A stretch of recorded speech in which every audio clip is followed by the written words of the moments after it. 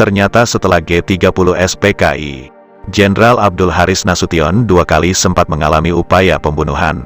Jenderal Nasution adalah salah satu jenderal yang selamat dari upaya penculikan komplotan G30 SPKI pada awal Oktober dini hari tahun 1965. Cerita upaya pembunuhan terhadap Jenderal Nasution setelah peristiwa G30 SPKI ini berdasarkan kesaksian dari putrinya sendiri. Dan cerita ini sepertinya jarang sekali terungkap. Seperti apa ceritanya? Simak cerita yang akan diulas dalam video ini. Dikutip dari buku, Kunang-Kunang Kebenaran di Langit Malam, Yanti Nasution. Salah satu putri Jenderal Nasution ini dalam kesaksiannya mengungkapkan, peristiwa G30 SPKI menimbulkan luka yang dalam dan akibat yang serius terhadap keluarganya. Duka atas kematian Ade Irma Suryani berlarut-larut dan teror psikis yang disebarkan oleh ulah para penyerbu terus menghantui. Menurut Yanti, dalam kurun waktu yang cukup lama, ada trauma yang mendalam jika ingat peristiwa mengerikan yang terjadi pada dini hari tanggal 1 Oktober tahun 1965 itu. Yanti mengaku sangat takut melihat petasan. Bila ia melihat orang bermain petasan, ia akan lari sejauh-jauhnya. Ia pun tak sanggup melihat demonstrasi. Petasan dan kerumunan orang selalu mengingatkan Yanti akan gerombolan massa tak dikenal yang menyerbu rumahnya pada dini hari tanggal 1 Oktober tahun 1965. Setiap kali teringat sang adik, Yanti juga kerap pingsan. Jarak usia antara keduanya 8 tahun. Yanti amat mencintai Ade Irma Suryani, adiknya. Dia juga sangat takut kehilangan dia. Setelah kematian sang adik, Yanti benar-benar tak tahan melihat anak kecil. Kalau ada orang yang membawa-bawa bocah cilik, Yanti selalu menjerit dan kemudian pingsan. Sosok anak kecil mengingatkan dia akan kenyataan pedih bahwa ia tak lagi punya adik. Sang ibu pernah berkata bahwa ia memang ditakdirkan untuk sendiri. Dengan perkataan seperti ini, sang ibu ingin menenangkan hati putrinya. Tetapi hasilnya acap kali mengecewakan. Bukannya menjadi tenteram, Yanti malah sering menjadi kian pedih dan kacau. Masih menurut Yanti dalam kesaksiannya, pada tahun-tahun pertama setelah G30 SPKI, suasana yang serba menegangkan masih terus berlangsung di tengah keluarganya.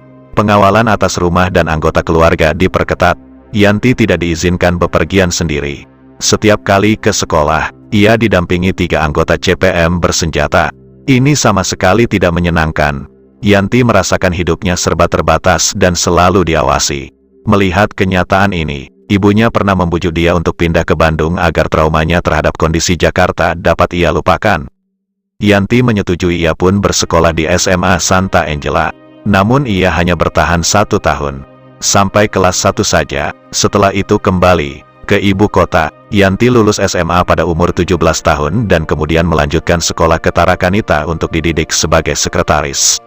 Menurut Yanti, kehidupan keluarganya tak hentinya bergolak. Ini tak terelakkan karena kehidupan Jenderal Nasution sepertinya macam masalah selalu menimpanya.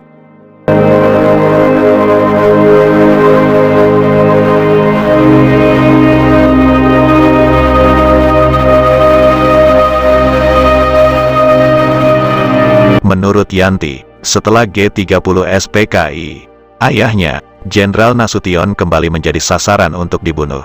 Peristiwa itu terjadi pada tahun 1966.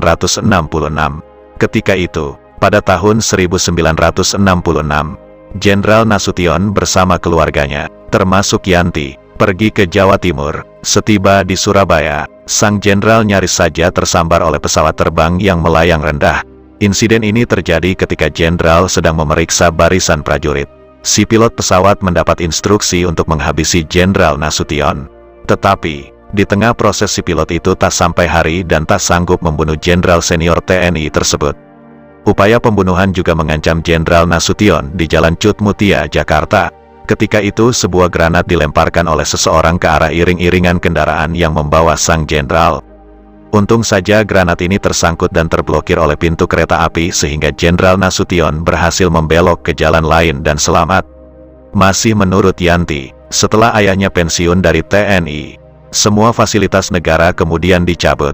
Sama halnya dengan keluarga pahlawan revolusi lainnya. Keluarganya harus membayar sendiri semua tagihan listrik dan air. Pada suatu kali, tagihan menumpuk sampai 2 juta rupiah. Bunas atau Ibu Yanti marah-marah dan tak mau membayar. Tetapi bagaimanapun keluarga harus mampu menopang hidup.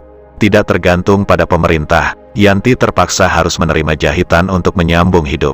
Untunglah Tuhan masih memihak Jenderal Nasution dan keluarganya.